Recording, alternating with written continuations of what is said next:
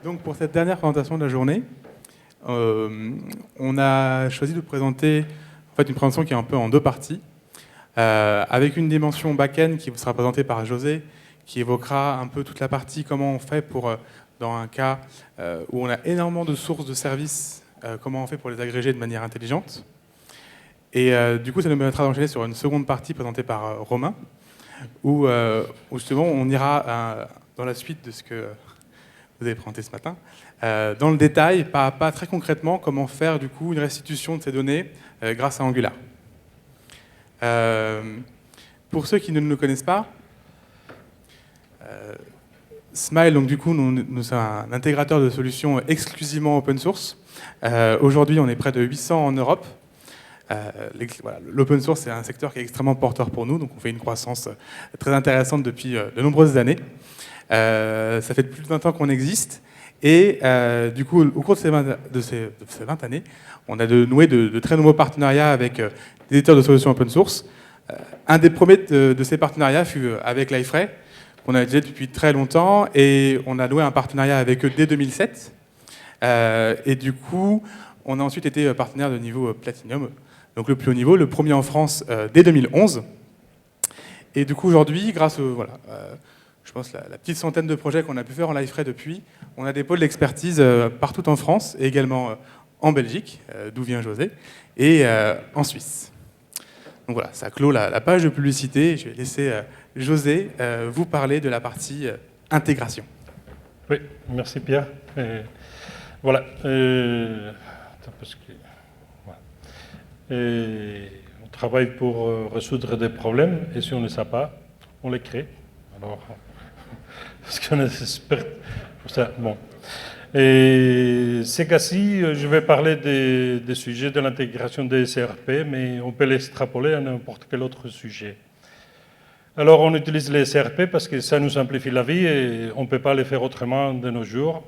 Ça unifie toute la gestion des ressources d'une société, les utilisateurs, les accès et beaucoup d'autres sujets qu'on veut intégrer. On les customise, on les met à nos besoins. Et voilà, comme ça, on a un produit qui est vraiment adapté à la société. Le problème est quand la société grandit, qu'est-ce qu'on fait? Alors, bon, si on est deux sociétés qui se joignent, normalement, c'est simple de gérer deux sociétés ERP différents. Si un client n'est pas dans deux ERP, il est dans l'autre. Pareil pour les ressources, c'est gérable.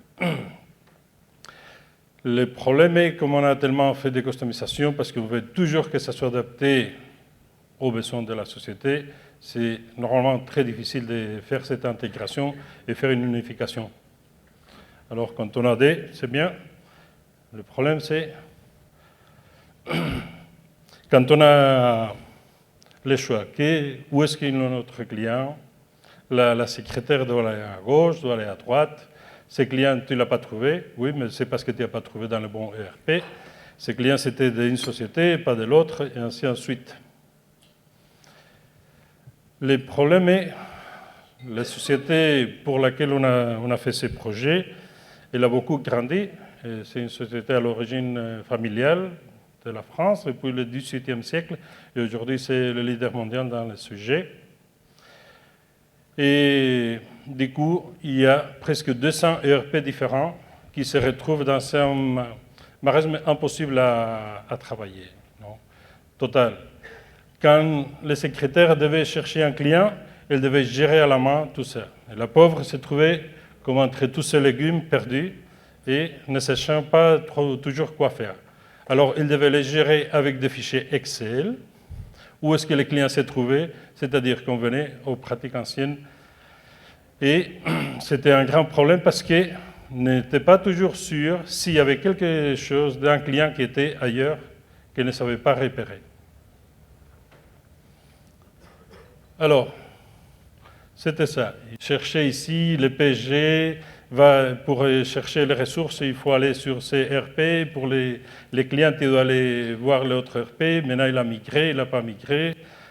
Bref, c'était un cauchemar. Les secrétaires, non seulement n'étaient pas certains de faire pas bien son travail, sinon le management aussi n'avait pas une un clair aspect de ce business, ne savait pas où se retrouvaient ses clients, ne savait pas quelles ressources ils géraient exactement, ne savait pas localiser ses ressources, ne savait pas faire des suivis appropriés des clients, spécialement quand il y avait des clients qui posaient des tickets. Tous les tickets n'étaient pas ensemble à la même place. C'était un vrai cauchemar. Alors, qu'est-ce qu'on peut faire dans des cas pareils? On ne fait rien, on s'amuse, on cache la tête, on continue à faire grandir notre dossier Excel avec toutes les intégrations et les différentes approches. Non? On fait un nouveau projet, on crée un RP depuis zéro et on intègre tout. Comment est-ce qu'on va l'homogénéiser? Comment est-ce qu'on va intégrer les différents aspects de toutes les parties? Et qui va les faire? Quel va prévaloir? Quelle dénomination? Comment est-ce qu'on va se repérer? Est-ce qu'on peut faire autre chose? Toujours. On peut aller boire un café, par exemple. Mais bon, pour la solution de ces problèmes, c'était pas moi, alors je ne peux pas dire qu'on a. Ils ont choisi de produire un portail, et quand ils ont regardé les variables, là, l'Iframe l'emporte parce que comme c'est open source, tout basé sur des standards, c'est très facile à étendre. En plus, les licences pour développer sont vraiment un très bon marché, spécialement quand on sait la communauté édition. Qu'est-ce qui s'est passé? Il s'est de rejoindre à toi? Non. Oui, merci.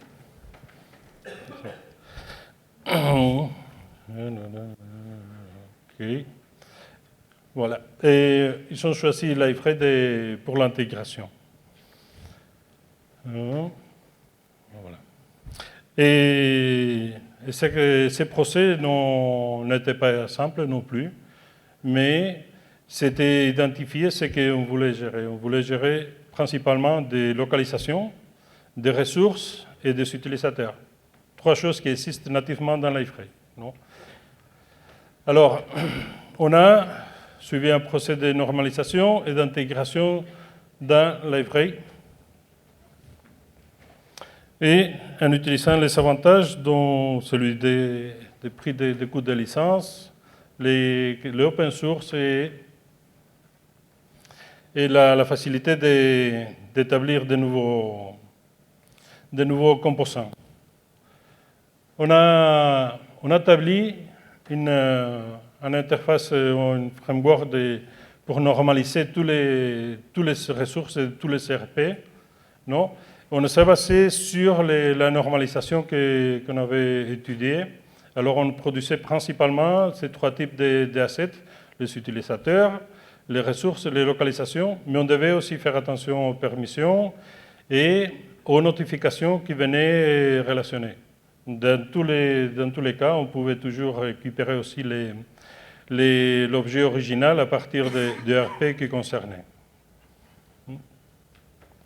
Pour la recherche des données, et c'était le domaine le plus compliqué, heureusement, toutes les sociétés doivent se nommer, pareil dans tous les CRP quand c'est le nom officiel, c'est toujours pareil, ou sinon c'est le TVA, ou pareil. Alors, on avait des champs qui unifiaient toutes les données dans tous les CRP, et c'est grâce à ça qu'on a su faire la normalisation correcte.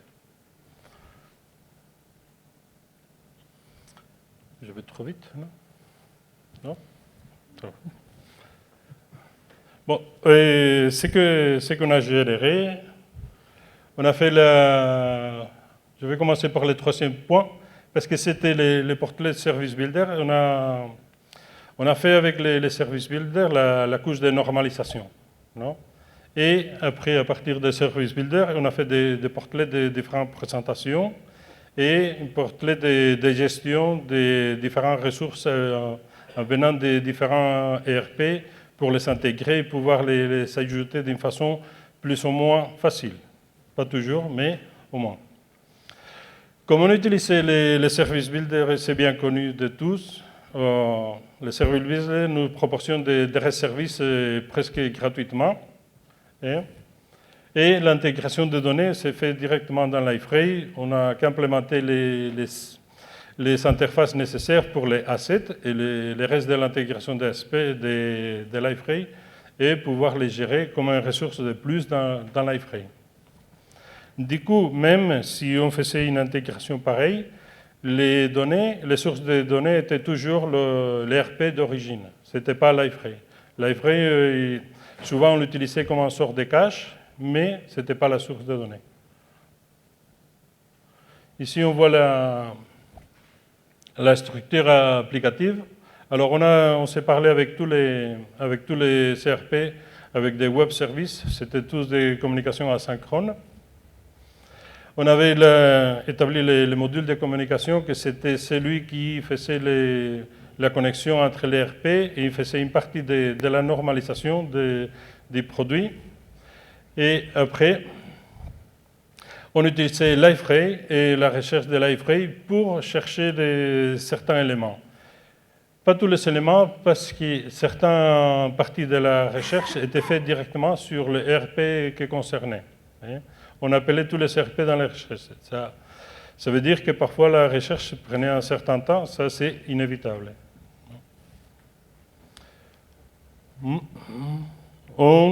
Après, c'était les service builder où on avait ajouté toute la logique pour digérer toutes les données qui les ERP nous donnaient et pouvoir les présenter à l'utilisateur. On avait certains services qui avaient des connexions push, qu'on recevait comme les notifications. Les notifications, on devait les recevoir immédiatement et les présenter à l'utilisateur adéquat qui devait recevoir ces notifications. C'est la personne qui était en charge de ce département. Et il y a une partie très importante, comme c'était un projet interne, la couche de permission était un peu plus simple que de faire d'habitude, sinon ça aurait été aussi un exercice pareil à comme on a vu la présentation précédente. Et voilà. Alors, on exposait les données avec des web services et des REST services, pour ceux qui connaissent Liferay, vous savez que ce n'est pas compliqué. Voilà, la communication. Et on avait des protocoles pour vérifier que les RP étaient actifs. Sinon, aux utilisateurs qui étaient concernés par ces RP, ils recevaient des notifications comme quoi les RP ne répondaient pas pour l'instant. Ou s'il y avait un autre problème. C'est-à-dire que si on avait des travaux sur un RP spécifique, c'est lui le responsable de charger des CRP, envoyer une notification à l'administrateur du portail. C'est l'administrateur du portail mettait les RP hors service avec une notification, avec les messages appropriés pour les utilisateurs, pour savoir ce qui se passe. Comme ça, ils sont au courant que non, pas toutes les données sont présentes. La couche de normalisation, c'était la plus dure parce que ça a dû faire vraiment un framework pour intégrer les données et ce n'est pas toujours simple parce qu'on n'a pas les mêmes données. Alors, dans la normalisation, l'intégration de ces services, on devait définir les champs obligatoires, ce qui devait, comment est-ce que les RP allaient nous répondre. Si c'était comme c'était le nom des champs et le format des données, si c'était des JSON, des XML ou quel autre format. Tous les appels, c'était asynchrone, parce que faire ça d'une façon synchrone, appeler ça non en service, aurait tué les bébés avant de naître. Et le traitement des données aussi, c'était asynchrone. À fur et à mesure qu'elles arrivaient, c'était digéré et traité par Liferay pour les présenter à l'utilisateur. Et on les envoyait vers les UI avec une réponse.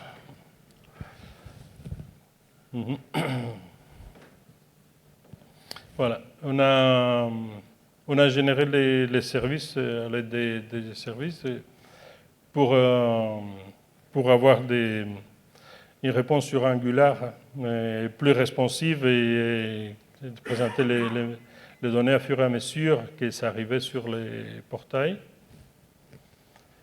Et toutes les données qu'on recevait tout était transféré en format JSON pour une unification des données. Et la recherche, comme je dis, et quand on faisait la recherche, on lançait la recherche dans Liferay et on avait fait les plugins pour faire des recherches aussi dans les services pour certaines ressources.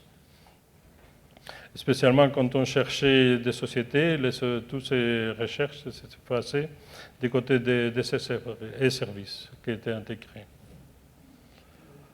On vérifiait les permissions, quoique les permissions n'étaient pas très restrictives, les permissions c'était plutôt du targeting pour présenter à chaque utilisateur ce qu'il devait voir et pas voir les données d'une ERP qui n'était pas concernée ou d'une société qui n'était pas gérable. Non, parce que les ERP sont dans tout le monde. Alors si on ne gère les ressources qu'en France, ça n'a pas de sens de présenter les ressources chinoises. Et on faisait un cachet local pour beaucoup de données, mais pas toutes les données, parce que certaines données étaient nécessaires de les savoir real-time, comme les notifications et des sujets comme ça. Ça, c'est la partie facile, j'ai la chance. Maintenant, je laisse à Romain la partie difficile, parce que j'aimerais bien faire comme Olaf et apprendre un peu. Bonsoir à tous. Donc, comme disait Pierre en démarrage de talk, effectivement, pour ceux qui étaient là ce matin au talk d'ouverture Paris-Pont, vous allez retrouver certaines informations. Cette fois-ci, nous allons nous focaliser vraiment sur l'implémentation avec Angular. Et donc, nous allons peut-être rentrer un peu plus dans le technique et voir un peu plus de lignes de code. Donc, au programme, on va essayer de voir donc, les objectifs, les contraintes que nous étions imposées sur l'intégration d'Angular au sein de Liferay. Nous avions un objectif assez clair. Donc je vais vous présenter ça de suite. Et on reviendra sur la mise en place donc, par l'intermédiaire d'une portlet système. La portlet, donc, comment mettre en place ensuite des portlets applicatives, voir comment ensuite configurer les applications, et ensuite après voir les process de build et de livraison. Et quelques points à surveiller. Donc au niveau des contraintes, les contraintes, il nous fallait des applications Angular packagées dans des portlets. Pourquoi est-ce qu'on voulait ça? C'était des facilités par rapport à l'administration du portail. On a l'habitude de déployer des portlets pour des nouveaux applicatifs. Donc là, l'idée, c'est que chaque application Angular serait packagée dans une nouvelle portlet. Donc facilité pour l'administrateur, pour le déploiement, mais aussi pour l'administration au sein du portail. On peut réutiliser le système de drag and drop directement du portail pour déployer les applications Angular. L'idée, c'est de faire des applications autonomes. C'est-à-dire que les applications, il est hors de question d'avoir une application donc, sous la forme d'une portlet qui est dépendante d'une autre application. L'idée, c'est de faciliter les développements, de pouvoir externaliser, sortir du contexte Liferay les applications Angular pour faciliter ainsi les développements. Autre contrainte que nous imposions, les services Liferay, il fallait qu'ils soient manipulables dans les applications Angular le plus simplement possible, en tout cas le plus, je dirais, plus naïvement possible dans un écosystème Angular. Angular est plutôt basé sur des promesses. Donc, le point est évoqué ce matin. Le problématique des services Liferay, c'est que la plupart sont exposés de deux façons, soit par des retours de fonctions directement, soit par des systèmes de callback. Callback, pour ceux qui font un peu de Node, vous ne serez pas perdus, c'est le même principe. Le problème, c'est qu'au niveau de l'utilisation de l'API, en tant que développeur consommateur de l'API, on est un peu perdu, on ne sait pas trop ce qu'on manipule entre les callbacks et les retours directs. Donc là, l'idée, c'est de proposer une surcouche qui n'expose que des promesses, pour ainsi faciliter, uniformiser la manipulation dans les applications Angular. L'autre contrainte qu'on voulait, c'était des outils avancés de développement front. Alors, développement front, actuellement, ça se structure énormément, ça s'industrialise. Côté Java, on connaît maintenant assez bien tout ce qui est Maven et Gradle. Côté front, on retrouve des systèmes similaires. Donc, on peut citer par exemple des outils de minification pour les JS, de validation pour les JS ou pour les CSS, des outils de formatage de code, de validation des bonnes pratiques, ce genre de choses. Donc, voilà. Donc tout ça, on voulait que ça soit à dispo pour les développeurs front. Développement front et back séparés, ça c'était aussi une contrainte forte qu'on s'imposait. L'objectif étant de faciliter la vie des développeurs. On a d'un côté les développeurs Liferay qui connaissent très bien Liferay mais qui ne connaissent pas grand-chose au front. Et de l'autre côté, on a des développeurs Angular qui est l'inverse, ils connaissent très bien le monde front, mais ne connaissent pas vraiment le monde back-end. Donc l'idée, c'est de conserver vraiment ces deux mondes séparés et d'avoir des développeurs qui maîtrisent chacun leur périmètre. Donc l'idée, voilà, c'est que pour les développeurs front, ils aient le moins possible à manipuler toutes les notions de système, voire pas de portal, pardon, voire pas du tout. Et à l'inverse, pour les développeurs back-end, pour le packaging de l'application, qu'ils aient le moins de développement, voire pas du tout, de développement front. Que tout soit intégré. L'autre avantage que ça a, c'est au niveau productivité des développeurs. Les développeurs ont tendance à perdre un petit peu en productivité, voire beaucoup, quand ils sont amenés à switcher de contexte. Donc un développement Java, un développement JavaScript, c'est des paradigmes qui sont différents, des concepts qui sont différents. Et donc potentiellement, un développeur peut se retrouver perdu, voire un petit peu désarçonné à changer de concept, et donc du coup à perdre en productivité. Donc l'idée, c'était de conserver une productivité maximale en se concentrant vraiment sur chaque point. Et le dernier point, c'est l'intégration transparente. Donc c'est une conséquence du premier. L'idée que les développeurs back-end ne fassent que du back et les développeurs front-end ne fassent que du front. Pour arriver à ça, notre premier point, ça a été la mise en place d'une portlet système. Pourquoi est-ce qu'on a fait ça? Le concept était de réduire tout travail nécessaire sur un thème existant. Donc il fallait qu'on puisse mettre à disposition des portlets, mettre à disposition des applications Angular. Donc évidemment le framework Angular, et pour ça on a deux solutions. Soit on va coder directement dans le thème, et donc dans ce cas-là on l'injecte comme n'importe quel CSS global au site. Mais dans ce cas-là ça demande à avoir la main sur le thème, à le modifier et à le relivrer. Soit il y a une autre solution que je trouve assez élégante, c'est l'approche par une portlet système. Portlet système, c'est une portlet qui sera sur toutes les pages, qui n'aura pas d'impact, qui ne va pas faire d'affichage particulier. Et là, dans notre cas, elle va juste se limiter à déployer les ressources statiques, donc notamment la bibliothèque Angular et éventuellement des dépendances qui sont communes à toutes les pages. Ensuite, cette portlet système va nous apporter une deuxième chose, va nous apporter tout un socle commun de code, d'utilitaires, de helpers qui vont nous permettre de travailler plus facilement avec nos applications. Et donc du coup, voilà, l'idée c'est de faciliter la mise en place des applications. La première contrainte qu'on a au niveau des applications, c'est au niveau de l'amorce. Vous reconnaissez peut-être les lignes de code, Ypon en a parlé ce matin. Voilà, donc il y a une problématique dans Angular, c'est que par défaut, Angular va chercher une balise qui s'appelle ng-app pour amorcer l'application initiale. Et donc par défaut, Angular n'amorce que la première balise ng-app qu'elle croise. Donc, malheureusement, comme nous on est dans une approche multi-application sur une même page, on va se retrouver avec plein de petits ng-app. Malheureusement, s'il n'y a que le premier qui se bootstrap, qui démarre, on va se retrouver un petit peu coincé. Donc l'idée c'est de se débarrasser donc, de cette amorce automatique et de faire donc, une amorce contrôlée manuellement, en tout cas par le développeur, et donc faire une amorce explicite. Donc pour ça, on va utiliser donc, un mécanisme d'Angular qui est assez classique, donc Angular Bootstrap, qui prend un nœud du DOM, et on peut lui passer des modules de dépendance. Par rapport à ce matin, est-ce qu'il y a déjà plus de monde qui a fait du Angular? Non? Ok, bon. La portlet système. Donc, on va amorcer les développements, les applications, on va les amorcer à la main. Le problème, c'est qu'au chargement de la page, on ne peut pas savoir, forcément, en tout cas en tant que développeur, je ne peux pas savoir quelles sont les applications qui vont être forcément développées là-dessus. Je ne suis pas à l'abri qu'un développeur rajoute une portlet. C'est quand même fait pour ça, le portail, c'est d'être dynamique. Et donc, il va falloir trouver une technique pour que l'amorce des portlets se fasse automatiquement, peu importe ce qu'il y a dessus. Voir si, au cas où, s'il n'y a même pas d'application sur la page, il faut évidemment que le système ne fasse rien de particulier. Pour ça, Liferay nous propose en JavaScript une API qui nous permet de déclencher une fonction une fois qu'une portlet est prête. Donc ça se fait par liferay.portlet.ready, similaire au document ready de jQuery, pour ceux qui connaissent un peu. Et donc cette fonction est déclenchée dès qu'une portlet est mise à disposition. Donc si vous avez des portlets qui sont en asynchrone, ça permet comme ça d'attendre la fin du chargement de la portlet pour déclencher le code correspondant. Donc dans cette fonction, on a deux choses. Le portlet instance ID, qui est le fameux ID qu'on retrouve assez souvent dans le développement portlet, et le node qui correspond au nœud de l'application, au nœud racine de la portlet. Donc très bien, là maintenant on est plugué sur le démarrage de l'application. Maintenant ce qui nous intéresse à faire, c'est amorcer l'application qui est contenue dans ce bloc-là. Donc on a rajouté une classe utilitaire qu'on appelle donc liferay-ngapp. C'est une nomenclature qu'on a mise sur ce projet-là, mais vous pouvez très clairement mettre ce que vous voulez. Donc grâce à ce sélecteur par classe, on va pouvoir savoir si on a une application Angular à intégrer, à amorcer. À partir de là, au niveau algorithmique, voilà, si on ne retrouve rien, on ne fait rien. Si on trouve quelque chose, on va pouvoir travailler. À partir de là, on sait quel nœud il faut amorcer. Maintenant, il faut savoir quels sont les modules qui sont en dépendance. Comme l'idée est de faire des développements isolés, on part du principe que chaque application va avoir son module Angular bien défini.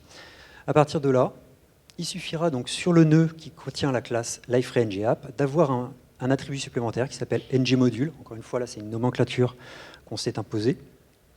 Et à partir de là, dans ce ngModule, qu'on verra tout à l'heure, on va pouvoir décrire les modules nécessaires à l'initialisation. À partir de là, donc, on calcule sur les ngModules, on fait des petites opérations sur les chaînes, rien de méchant. À partir de là, on peut faire l'amorce complètement dynamique à partir du nœud du DOM qu'on a récupéré donc à partir de la classe et des modules qu'on a pu calculer à partir des attributs. Donc voilà, donc application Angular indépendante. Donc ça nous permet comme ça, donc à chacun son module applicatif. On va pouvoir faire au niveau des développements front, vraiment des développements complètement séparés.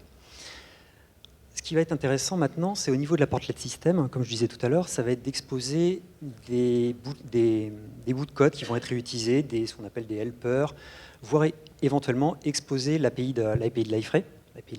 L'idée, c'est quand même peut-être d'interagir avec le portail, sinon si on ne se sert pas du portail, on n'est peut-être pas au bon endroit. Donc pour ça, avec Angular, il y a tout un mécanisme pour exposer donc, des constantes ou des variables. Donc ici, on utilise l'API value d'Angular. Donc ici, on va exposer l'API Liferay, le Liferay browser, Liferay TimeDisplay, Liferay authToken. L'avantage de ça, c'est que ça va nous permettre de bridger, de faire un pont entre le monde Liferay, qui est un ensemble quand même d'applications, de variables qui sont dans l'espace global, encapsulées dans l'objet Liferay. Et on va essayer de faire le pont avec le monde Angular qui est très orienté, donc qui est totalement construit autour de l'injection de dépendance. Donc, quand on fait du développement Angular, on part du principe qu'il n'y a aucune variable globale. Si vous retrouvez des variables globales dans votre code Angular, peut-être qu'il y a des choses à retravailler. Donc là, l'idée, c'est que toutes les variables globales de Liferay, nous allons les exposer avec des services, Angular. Donc tout ça, ça rentre dans notre portlet system et ça sera dispo éventuellement pour le développement d'applicatifs. Vous voyez qu'ici, on met ça dans un module portal. Ce module portal sera mis à disposition des applications qui le souhaitent. Si elles n'en veulent pas, elles n'utilisent pas. Un exemple de modification des API qu'on a fait, je vous parlais tout à l'heure du manque de consistance des API Liferay, soit des callbacks, soit des retours de fonctions directement. L'idée, c'est de tout exposer avec des promesses. Ici, vous avez un exemple sur le Liferay service. Donc, on va encapsuler les API de Liferay dans un service Angular qui, lui, va entièrement exposer des promesses. Voilà. Alors, vous voyez que le service est quand même de très très haut niveau, liferayservice.url. Vous voyez que l'URL est paramétrable. On aurait la possibilité éventuellement d'exposer l'intégralité des services de Liferay. Pour ceux qui ont déjà joué un petit peu avec les API REST de Liferay, il y en a quand même un bon paquet. Mettre à disposition toutes ces API-là et les packager directement avec n'importe quelle application Angular, ça peut vite devenir coûteux. Surtout qu'en général, sur toute l'API, vous allez vous servir peut-être de deux ou trois fonctionnalités, pas plus. Donc là, l'idée, c'est de garder quand même, côté portlet system, des API assez haut niveau qui vont pouvoir manipuler tout ça. Donc, voilà. Donc, premier point, on va exposer les Liferay services avec un système de promesses. Et aussi, ce que vous n'avez peut-être pas fait gaffe, c'est le P_auth, Liferay authToken. L'authToken qu'on avait exposé précédemment avec nos constantes, on va l'exposer ici. Il va être utilisé directement dans le Liferay service. Ce qui veut dire que pour le développeur, quand il va utiliser les Liferay services, il n'aura pas à se préoccuper de tout ce qui est couche d'authentification, pousser les tokens d'authentification. Ça sera pris en compte directement par les outils mis à disposition dans la portlet system. Donc normalement, l'idée, c'est de faciliter au maximum la définition d'application. Ça y est, on arrive un petit peu maintenant dans le gros du sujet, les portlets applicatives. Donc là, c'est là où on va se retrouver vraiment à avoir des choses à l'écran. La portlet applicative, l'amorce de l'application, on a vu qu'on avait simplifié beaucoup les choses. Comme je disais tout à l'heure, il faut quand même mettre un minimum de code. Donc on va se retrouver avec un bloc qui contient une classe, Liferay NGApp, encore ici, et avec un attribut, ngModule, qu'on a préfixé ici avec data, histoire de faire des propriétés compatibles HTML5. Et on va lui passer notre module. Voilà, donc là, foobar module, ça va être le module applicatif de notre code Angular. À partir de là, notre application va pouvoir la définir. Angular.module, le nom du module qu'on a mis plus haut, Et après, le deuxième paramètre, c'est les dépendances de cette application. Donc, si vous mettez un tableau vide, c'est que vous avez une application sans aucune dépendance. Si vous mettez des éléments dans le tableau, c'est que vous avez des dépendances. Donc là, dans le premier cas, on n'a aucune dépendance. Dans le deuxième cas, on réutilise le module Portal qu'on a défini dans la Portlet System. Et à partir de là, dans le deuxième cas, notre application aura accès à tout l'écosystème qu'on a mis à disposition dans le Portlet System, donc notamment le Liferay Auth Token, le Liferay Service, ce genre de choses. Au niveau de l'application applicative, donc on a bootstrappé notre application. À partir de là, c'est du Angular tout à fait standard. Vous êtes libre de faire ce que vous voulez. Vous voulez faire des développeurs à l'ancienne avec de scope, des contrôleurs avec la notation contrôleur as. Si vous voulez tout faire avec des directives, vous choisissez ce que vous voulez. Le système est justement complètement décorrélé. L'objectif est de mettre à disposition pour les développeurs front de quoi travailler, mais en tout cas pas de quoi le contraindre. Donc là, ici, on a un contrôleur ici qui est défini avec la notation contrôleur as. C'est pour ça que vous ne retrouverez pas la notation de le $scope. Donc vous avez ici des données qui sont poussées dans le contrôleur et vous avez un appel de fonction getUserById qui va faire appel au Liferay Service Call. Peut-être une API que vous avez déjà manipulée dans vos développements. Le user getUserById. On va pousser donc le user-ID qui sera passé en paramètre et le Auth Token. Alors pourquoi est-ce qu'il est poussé là? Normalement, il devrait être géré directement par notre API. Donc là, c'est une typo. Ce code devrait être géré automatiquement par le portal. Donc voilà, donc là, on a du code assez standard. Ce code-là, c'est pour la démo. Si on voulait vraiment faire bien les choses, l'appel au Liferay Service ne serait pas dans le contrôleur, mais serait dans une factory qui serait définie à part, histoire de bien séparer les responsabilités de chaque composant de l'application. Voilà, donc là, on a une application qui tourne. Très bien, elle a des paramètres qui sont prédéfinis, très bien. Maintenant, l'idée, c'est de rendre un truc un petit peu plus customisable, un peu paramétrable. Si moi, je mets une application sur le marketplace, elle correspondra peut-être à mon besoin, mais pas forcément au vôtre. Donc l'idée, c'est de permettre le paramétrage de ces applications. Pour ça, on va définir une directive, vous voyez, la directive portlet config. Et le concept, c'est que dans cette balise-là, on va dumper, brut de fonderie, directement un flux JSON. Et ce flux JSON correspondra au paramétrage de l'application. L'idée, c'est que une fois qu'on l'utilisera dans l'application, on pourra injecter un service qui s'appelle le portlet config service, qui contiendra en gros la configuration qui a été poussée dans le JSON. Comment est-ce qu'on a mis ça en place? C'est par l'intermédiaire d'une directive. Alors déjà, première étape, le portlet config service. On le définit pour qu'il puisse être injecté. Par défaut, c'est un objet qui est vide, donc il ne contient aucun paramétrage. Et donc la directive qu'on a définie, portlet config, qu'on retrouve sur le div portlet config ici, donc c'est une directive Angular. Donc on l'a définie, c'est une directive d'attribut, peu importe, et donc qui va manipuler. Donc là je vous ai mis tout le code, mais c'est en gros, ça va chercher le JSON qui est dans le HTML, ça va le désérialiser, et ça va l'injecter, ça va étendre les configurations, et donc rajouter comme ça de la configuration, ce qui va permettre comme ça de mettre éventuellement plusieurs blocs de config dans votre application sous la forme de flux JSON. Donc normalement, avec ça, vous devriez à peu près pouvoir coder n'importe quoi. Vous avez la possibilité de mettre à disposition de la configuration, et puis normalement, après, vous n'avez plus de limite au niveau Angular. Au niveau des process de développement, alors côté front, on souhaitait rester sur un truc standard côté front. Alors, standard, c'est un grand mot, hein, c'est plutôt des normes de facto, on va dire. Il y a deux outils front qui ressortent souvent. Le premier, c'est Bower, le petit oiseau. Bower, ça va être la gestion des dépendances pour les éléments front. C'est l'équivalent de la gestion des dépendances de Maven ou alors de Ivy côté Gradle. Le deuxième outil, le facochère, c'est Grunt. Grunt, ça va être le moteur d'ordonnancement. C'est lui qui va gérer tout le cycle de vie de votre application. C'est plus ce que fait Ant ou de façon standardisée plutôt Maven.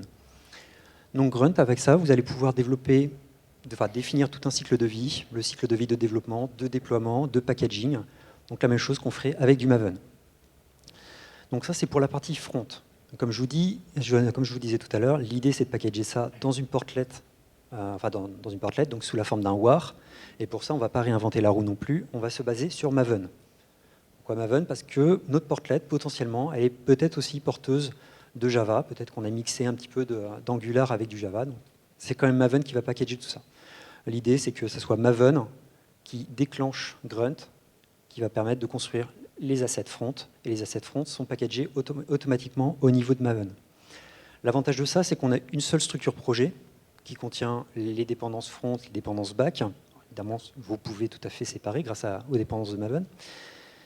Mais vous avez, voilà, comme ça, vous avez le partage des dépendances. Vous n'avez pas une copie à faire des dépendances. Vous n'avez pas un projet front et dans lequel il faudra copier les dépendances. Tout sera fait dans le même module, ce qui facilite donc les opérations manuelles, en les réduisant donc quasiment à néant.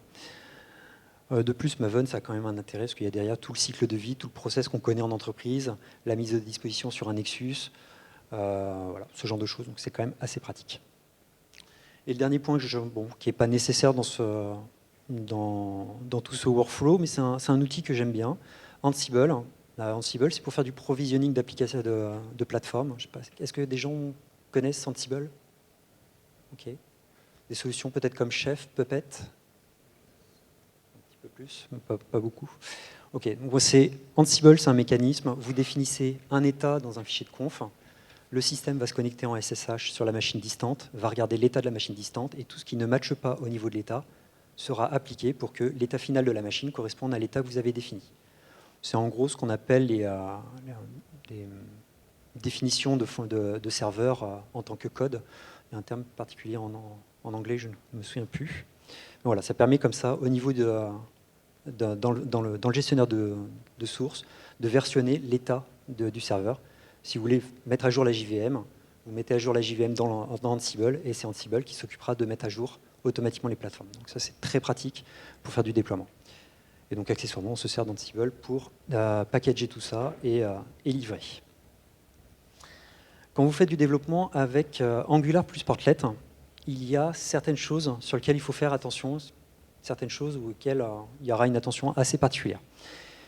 La première, les applications Angular, comme elles seront packagées dans une portlet, elles auront un nom de domaine, un DNS, une URL, une URL racine particulière qui sera différente de l'URL du portail. Le problème, c'est que quand on exécute du code côté front, les URL relatifs se font par rapport à l'URL courante de la page. Donc en l'occurrence, ici, l'URL du portail et non de la portlet. Donc, ce qui veut dire que dès qu'Angular aura besoin d'appeler des services sur une de ces portlets ou éventuellement des templates, des vues qui seront chargées au sein de l'application Angular, il va falloir qu'on préfixe tout ça avec le chemin de la portlet. Bon, côté front, ça va être compliqué de le faire. Du coup, on va essayer de le faire côté back, de pousser en paramétrage l'URL racine de la portlet. Pour ça, on va utiliser la technique de la configuration de portlet qu'on a vue tout à l'heure. On va lui pousser comme ça la racine et éventuellement lui pousser d'autres informations propres au contexte de la portlet. Des choses auxquelles il va falloir faire attention, les communications inter-applications. Je disais tout à l'heure que les applications Angular étaient complètement séparées, complètement isolées. La communication inter-application il va falloir sortir un petit peu du scope Angular, parce qu'Angular ne permet pas de faire communiquer deux applications entre elles.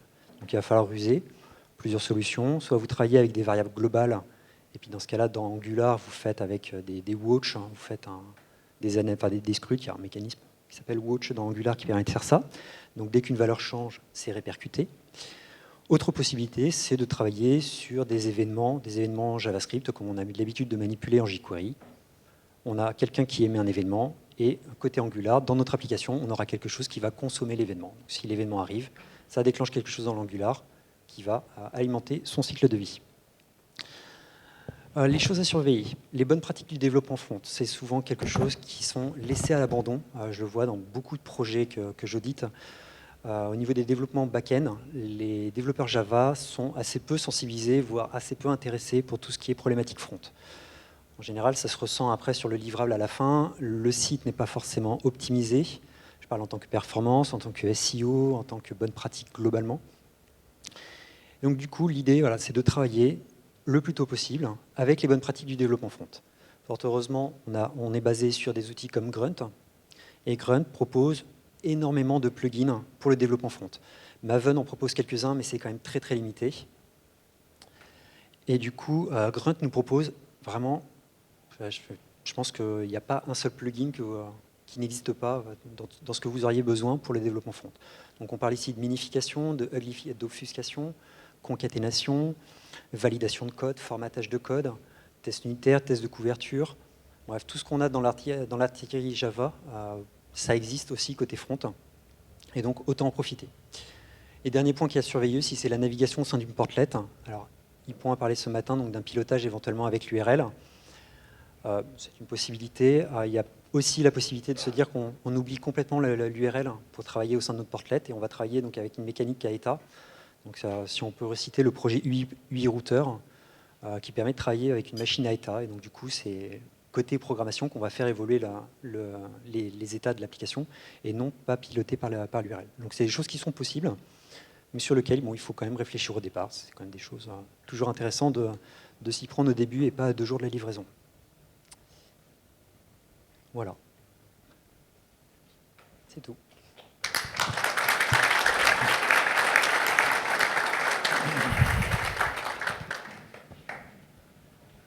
Okay, thank you very much, or merci. Is there any question from the audience? Okay, well, yes, over there.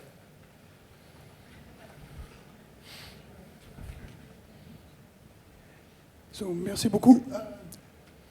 In English or in French? French. Merci beaucoup. Je voulais savoir, bon, je pense que c'est pour la présentation. Donc, quand vous avez montré une partie de code avec la méthode getUserById, si j'ai bonne mémoire. Et donc là, vous avez le host token. Voilà, phost, je pense que c'est le host token, c'est ça? Tout à fait, oui. Donc là, je pense que c'est pour la présentation, mais comment on fait si on veut changer ce host token? Parce que là, il est en dur. Alors, ce que je disais justement, là, c'est une erreur, c'est une typo. Normalement, le host token est géré automatiquement par les services qui sont packagés dans la portlet system. Okay, et donc, notamment, il est mis à disposition au chargement de la page ici, en tant que constante liferay auth token. Et donc, à partir de là, on peut l'injecter dans les services Angular. Donc, par exemple, ici, dans le liferay service, vous avez le liferay auth token qui est injecté automatiquement. Et vous voyez qu'ici, on pousse, vous voyez le Angular extends data, et on le surcharge avec le phost liferay auth token. Donc le liferay auth token qui est dans la slide tout à l'heure. D'accord, et est-ce que vous avez fait un audit en termes de performance? Parce qu'on a vu à la présentation précédente que bon, JavaScript, c'était un peu le talon d'Achille pour le responsive, pour les performances sur les mobiles notamment, ou les tablettes. Est-ce qu'avec cette implantation avec AngularJS, ça ne dégrade pas trop les performances en termes de temps de réponse, par exemple? Alors, moi personnellement, je serais un peu plus nuancé que la présentation précédente. Je pense que sur le mobile, il y a possibilité de faire des applications riches, tout aussi pertinentes, sans grand souci. Évidemment, il y a possibilité de faire n'importe quoi. Il y a aussi possibilité de faire de très belles choses, si on réfléchit ces choses-là avec les bonnes pratiques. Les bonnes pratiques, notamment très orientées performance. Le fait que ça soit du Angular, cette gestion du auth token, au niveau des performances, ça ne changera pas grand-chose. C'est pas le fait que ça soit du Angular que ça sera plus rapide qu'un autre framework JavaScript. Que ce soit du Ember, du Backbone, du Knockout, vous pourrez avoir les mêmes problématiques. Donc là, la problématique je pense qu'on a 2 problèmes différents. Angular ou n'importe quel autre framework JavaScript, vous aurez des choses assez similaires au niveau des performances sur du mobile. Maintenant, au niveau du mobile, vous avez la possibilité de faire des choses bien comme des choses moins bien. Donc à partir de là, ça va vraiment dépendre de ce que vous faites. À partir de là. La problématique qu'on a en général sur le mobile, au-delà de la bande passante, ça va être la qualité de réseau. Notamment l'impact, la latence réseau, de faire une communication. Donc quand on est sur de la 3G, la communication avec la tour 3G, pour récupérer ensuite l'information, on a beaucoup plus de latence qu'on l'a avec de la fibre optique ou même de la DSL. Donc effectivement, sur ces architectures-là, quand on en est plus sur un échange, donc, en fait, au lieu d'avoir un échange mastodonte, on est sur plusieurs petits échanges, effectivement, on peut avoir des problématiques comme ça. Maintenant, je suis moins catégorique que la présentation précédente, il y a moyen de trouver des palliatifs à ces systèmes-là, donc notamment de la gestion des modes dégradés. Si par exemple un service ne répond pas en temps de temps, peut-être avoir une gestion de cache côté client. Voilà, donc il y a possibilité de faire des choses, notamment au niveau des promesses. il y a possibilité de faire des choses assez sexy à ce niveau-là. Voilà. Je ne sais pas si ça répond à votre question. Merci. Merci beaucoup.